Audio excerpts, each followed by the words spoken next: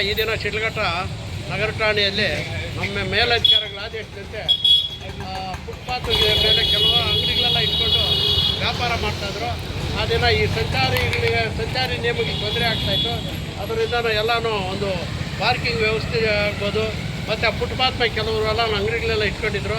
ಅದನ್ನೆಲ್ಲ ತೆರವುಗೊಳಿಸಿ ಸಾರ್ವಜನಿಕರು ಓಡಾಡೋದಕ್ಕೆ ಸುಗಮ ಸಂಚಾರ ಅದು ವ್ಯವಸ್ಥೆ ಮಾಡಿರ್ತೇವೆ.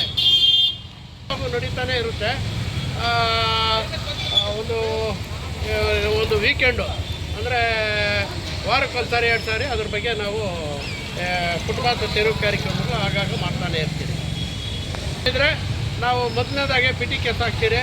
ಆಮೇಲೆ ಫುಟ್ಪಾತ್ ಅಕ್ವೈರಿ ಮಾಡ್ಕೊಂಡಿದ್ದಕ್ಕೆ ಅದಕ್ಕೆ ಬೇರೆ ಒಂದು BNS ಸೆಕ್ಷನ್ ಇದೆ.